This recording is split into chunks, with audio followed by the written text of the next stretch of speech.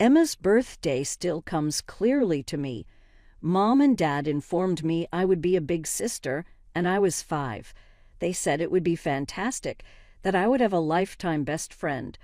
They'd omitted mentioning my additionally being invisible. Growing up in the Mitchell house meant early on that there was a definite hierarchy. Emma at the top, and me somewhere below the family dog. Paula is her name. Neither is it subtle. Mom would cook Emma's breakfast to order every morning. 2 sunny side-up eggs, bread sliced diagonally, exactly like my princess loves it, and toss me a box of cereal. Everywhere one might find the variations. Dad objected about the cost of braces for months when I required them. Emma needed them 2 years later as well, and suddenly money became nothing. Ben objected even when they delivered her the nice, clear ones I requested. While an MSc+ in math got her a celebration supper at her preferred restaurant, my straighters were greeted with unfocused nods. Another difficult point were birthday celebrations. Mine were little events, supermarket cake, some backyard buddies. Emma's, they were fully realized events including professional performers, bouncy houses, and homemade cakes. Once I heard Mom say to a friend, "Well, Emma simply enjoys these things more." Paula's pragmatic approach. Watching Emma change was the toughest part. She was a nice child first. Year after year of treatment like she could do no wrong took its toll. We used to build blanket forts together and create ridiculous stories. She would have developed exactly what you would have expected by middle school. She said, "Paula, where's my blue sweater?"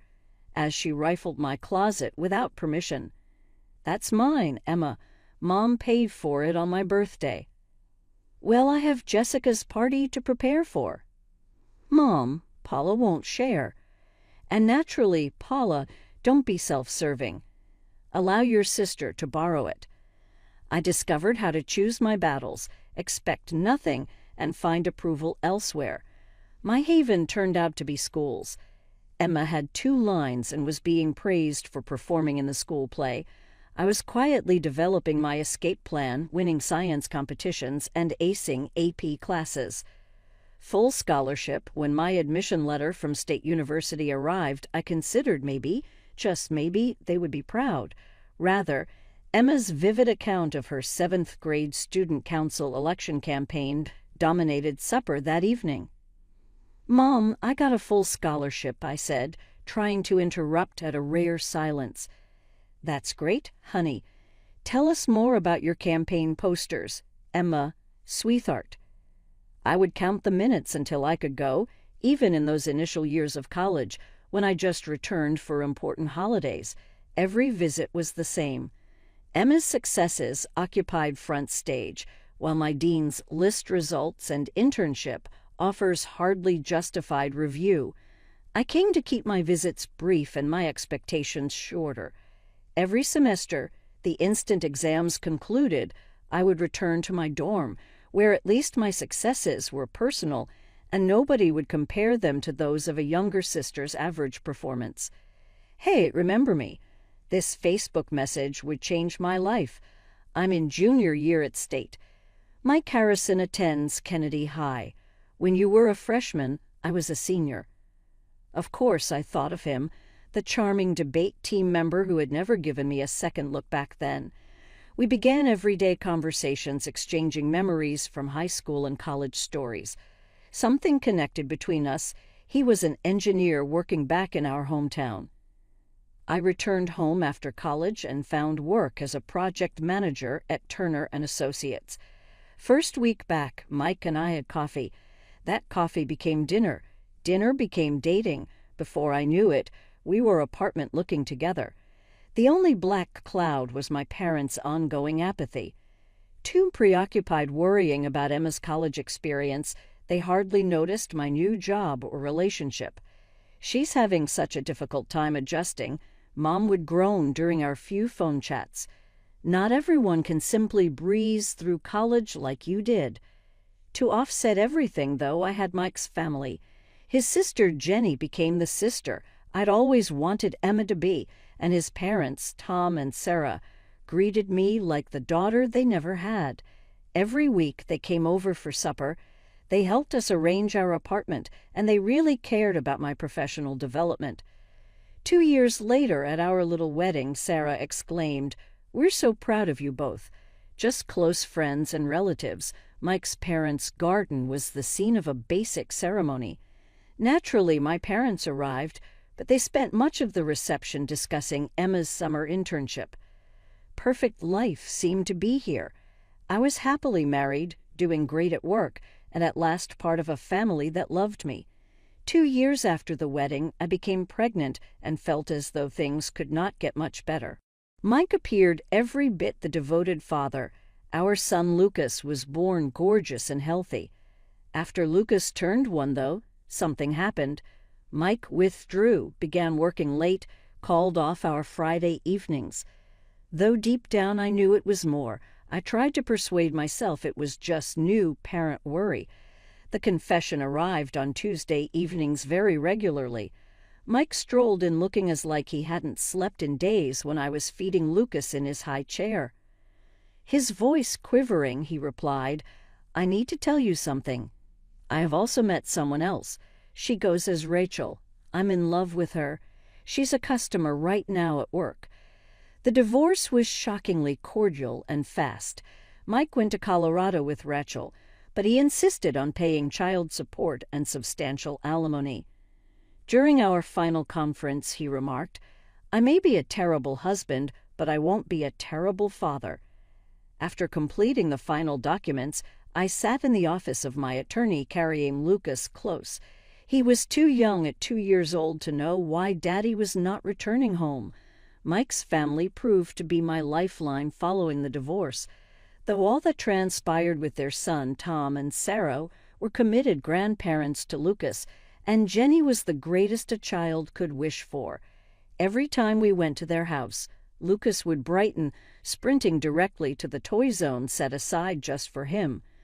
Jenny constantly had some fresh game or craft project idea, and Tom would drop down on the floor to play with trucks. The house of my own parents told another altogether different tale. Hoping they would want to establish a relationship with their only grandson, I attempted to see them sometimes, but it was terrible to see their apathy. Mom would say, "Paula, don't let him touch that vase," only glancing up from her magazine. "And watch him, he'll scratch the hardwood flooring if he runs about too much." Sensing the frigidity, Lucas would hang to my leg.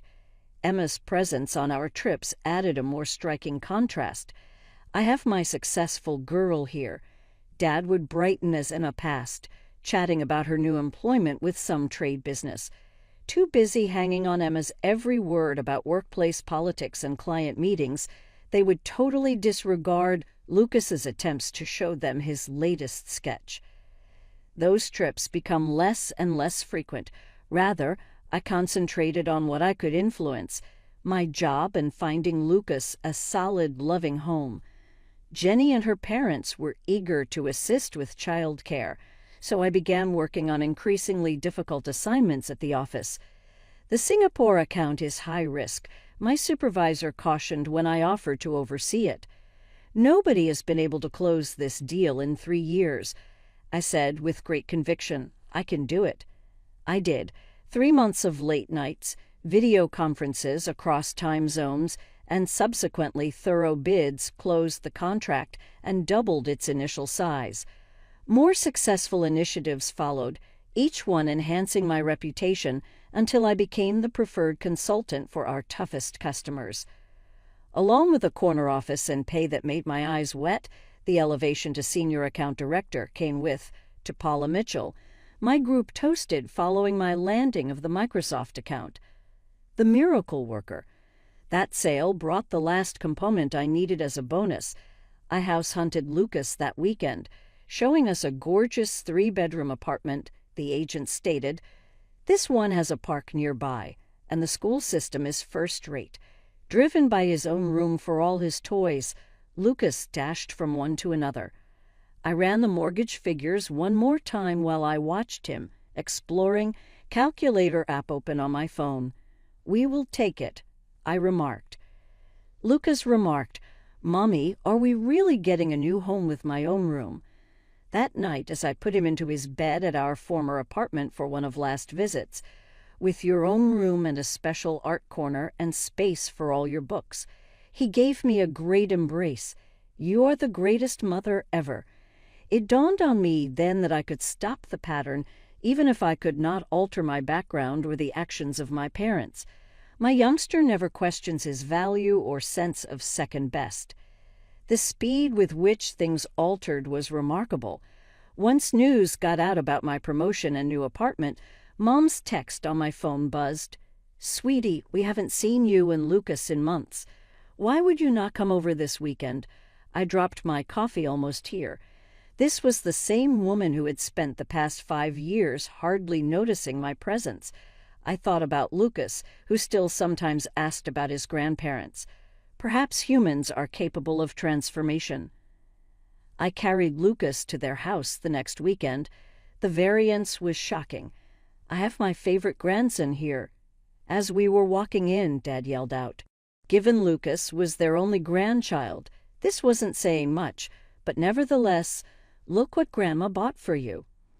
Mom created a brand new toy truck, something she had never created before. And I baked cookies. "You do enjoy chocolate chip, right?" Lucas was overjoyed. He too young to remember their past coldness. Something I had never seen my mother do before, I observed as she really dropped to play with her son on the floor. Later, Mom added, "Paula, honey," as Lucas was preoccupied with his new vehicle. "We'd love to have him around more often, maybe some weekends.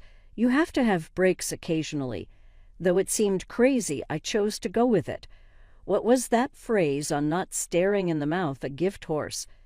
My parents become shockingly active grandparents over the following 6 months. Lucas was asked to stay over on weekends, and I utilized that opportunity to catch up with Jenny. "You seem happier," Jenny said on one of our shopping excursions. "More laid back." Seeing them at last put effort is encouraging. I know why, yet even so I concede. The reason became more obvious as the modest initial requests began to show up. Little things like Dad's watch required maintenance and Mom needed assistance with a plumbing bill, small expenses that fit her new pay. Each time I answered, remembering all the dancing classes and summer camps Emma had paid for but denied me, "Of course, I'll help." Being the one people turned to now felt nice, in a sort of sense.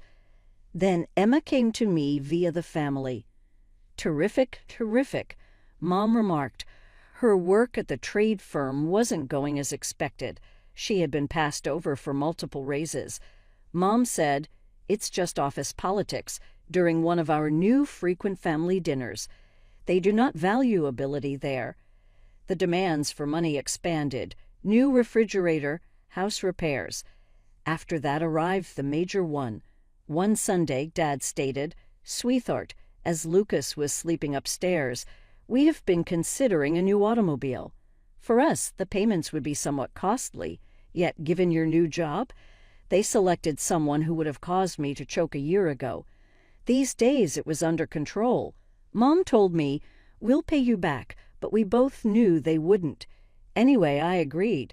Perhaps I wanted to prove something to myself, or perhaps I was purchasing affirmation. In either case, I began monthly mailing them checks for the auto installments. Just be careful. Jenny cautioned me over coffee the next day. Money has a way of complicating things. Though I agreed, internally I was wondering how complex things might become. I had more than enough. If purchasing my parents' attention meant Lucas might have grandparents in his life, was that not worth it? That Tuesday at work began as usual. The first wave of agony struck, abrupt and unexpected, causing me to collapse over in my chair mid-client presentation. "Call an ambulance," I overheard someone say. "She is white as a sheet." Everything beyond that turned into a jumble of voices and motion. Arriving fast, the paramedics helped me onto a stretcher while I attempted to focus across the waves of agony. One among them mentioned classic appendicitis symptoms. We need her straight away to get to Memorial. One very distinct idea emerged through the fog of suffering. Lucas. He was to be collected from the school in 2 hours. The diagnosis was clear-cut and fast at the hospital. Your appendix has to be removed, the physician said. We already have an OR ready. You should stay at least 2 days following surgery. First, I have to make a call, I said. My son, the nurse, gave me my phone, and I shookily dialed Mum's number. She grabbed on the 4th ring. Mom, I whispered, attempting to keep my lad calm. I'm in the hospital right now. This is my appendix. They have to start right immediately. Would kindly pick up Lucas from his school. I'll need someone to check on him throughout a few days of recovery. One paused. Then, oh, honey, that's not doable. I'm getting ready for Emma's promotion celebration, and your dad is too. She at last appointed junior executive to her organization. Compared to the agony in my chest, my stomach ache was nothing. Mom, kindly, I'm needing assistance. Lucas ought to be picked up in less than 2 hours. Well, that's really not our problem, she remarked, her voice abruptly frigid. We have to rush to go to a restaurant with 50 patrons. We cannot be watching over children. Babysitting? He is your grandchild. Look, Paula, she sighed, as though I were acting irrationally. Your accountability is Lucas. He touches everything and is generally really boisterous. It actually is rather a weight. What I was hearing defied belief. One burden, in all I have done for you. For the last year, I have paid your automobile loan, every time you ran upon money. She laughed so hard that it froze me to the very bone. Oh, we'll be skipping your giveaways going forward. Emma's new job pays really nicely. She will assist us instead of you. The line perished. With tears mixed with sweat on my cheeks, I lay in the hospital bed foam still clamped to my ear. This was what it came down to. All those months of supporting them, all that money, all those weekends of playing joyful family. Lucas and I returned to being awkward afterthoughts the instant someone better arrived. The nurse hardly touched my arm. Miss Mitchell, we really ought to get you ready for surgery right now. I nodded immediately on my phone, pulling Jenny's number. She took up the first ring. Jenny, my voice quipped. I'm at a hospital right now. Appendicitis. They're getting ready for my procedure. Would you kindly pick Lucas from his school? Though I hate to ask, text me the school information. She sliced right away. What time must he be picked up? 2:30. Jenny, I'm very sorry to impose. Stop it, says one of my nephew, is Lucas. Obviously, I will get him. Will not we have an overnight at my house? Still, he enjoys running with Max. Her snatching her keys in the background sounded audible. Tears running down my cheeks, I said, "Thank you." She answered resolutely, "I called my parents first. Pay more attention on improving yourself. With me, Lucas will be good, I guarantee." The next thing I recall was sleepy from anesthesia waking up in recovery. My first logical thought went to Lucas, but Jenny's text was already waiting. Lucas is really having a fun. We constructed a blanket fort and prepared pizza. Concern yourself with only becoming well. Over the following 2 days, she emailed pictures of Lucas playing with her dog, Max, helping her make cookies, nodding off among a stack of plush animals. Every one made my heart contract with thanks. Jenny drove me to her place when I was at last released. Running to me the instant I entered, Lucas stopped just short as he recalled I was ouchy. "Mommy, Aunt Jenny lets me help make breakfast every morning." Max slept in my blanket fort. Jenny promised to check in every day, stocked our refrigerator, and drove us home. The following 2 weeks passed in a haze of healing, Jenny bringing over food and keeping Lucas occupied when I needed rest. One evening, looking through Lucas's bedtime tale on social media, I came upon hundreds of pictures from Emma's promotion party, uploaded the same day I was in the hospital. Mom and Dad grinning triumphantly next to Emma in her beautiful dress, champagne toasts, a complex cake. Everyone laughing and partying while I lie in a hospital bed. Their grandson disregarded as a weight. That evening, Lucas sleeping, I sat down at my computer. Initially, I stopped the automatic monthly transfer for their automobile payment to my parents' account. I blocked them on every social media network then, examining the framed picture on my desk. Lucas and me at the park, both smiling while Jenny's dog, Max, chased bubbles around us. I felt something change inside of me. I had been attempting to pay my parents' affection with money and tolerance all these years. Real family, nevertheless, picks you up from the hospital. Real families create blanket forts with their children. Real families show up. 3 months later, life had settled into a harmonic pattern. Regular visitors to our house, Jenny and her parents kept our weekends full of barbecues, park trips, and movie evenings. My phone then called on a calm Sunday afternoon. On the screen, Mom's number displayed. I looked at it for a time, my palm hesitating above the decline option, then chose to respond. Paula. Mom's voice had that sugary sweet quality she usually employed when she wanted something. How are you, lovely? What does Mom want? A theater sigh. Well, since you asked, the car payments place your father and me in a somewhat precarious position. Though I suppressed it, I felt laughter rising in my chest. Oh, yes, you see, she stopped for dramatic impact. Emma just turned away when we asked her, even though we had assumed she would assist us with her new post and everything. Is it unbelievable? Said she worried about her own bills, following all we have done for her. There was almost too much irony. Her voice going quieter. We were hoping, she said, that maybe you could start helping with the payments again, just until we figure something else out. I laughed this time without restraint. It sprang out of me, harsh and acrid. Paula, this is not humorous. The automobile could be lost to us. Mom, you know what's funny? You called my son, your grandson, a burden 3 months ago while I was being rushed into emergency surgery. You were too busy commemorating Emma's promotion to be bothered to help us. Emma, the same one who now refuses to pay you a cent. That day we were somewhat occupied. You understand how these incidents are. No, Mom. I know just exactly what it was. When I paid your bills, I helped. Lucas and I became inconvenient after you realized Emma might be your own ATM replacement. That's unfair. Always favored Emma. Treat me always as though I were second best. Always took my aid for granted until something better arrived. Paula, remember? You called my financial help handouts just before you dropped by me throughout my hospital stay. Well, guess what? The handouts are done here. I've tried to purchase your affection, but am done.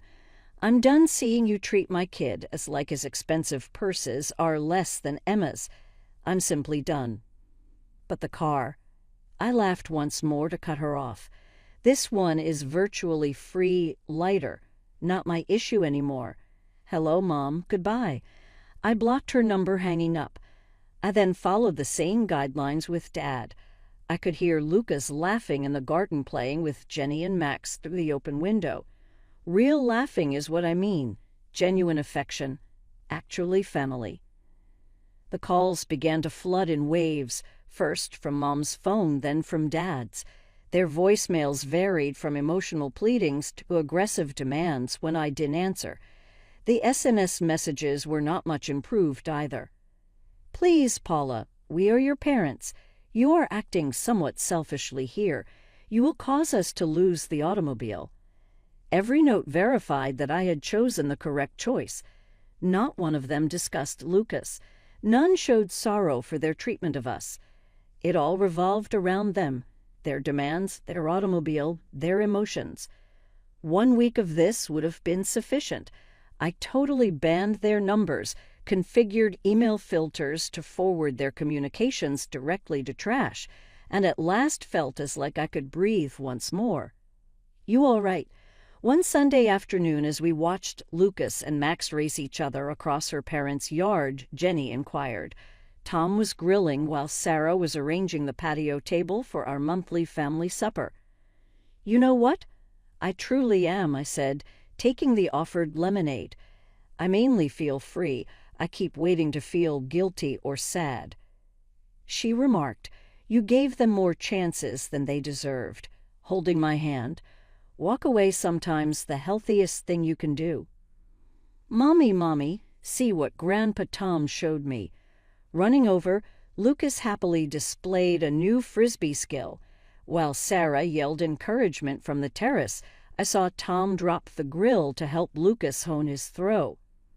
Family should be folks who show up for hospital runs and school pickups in addition to the happy times.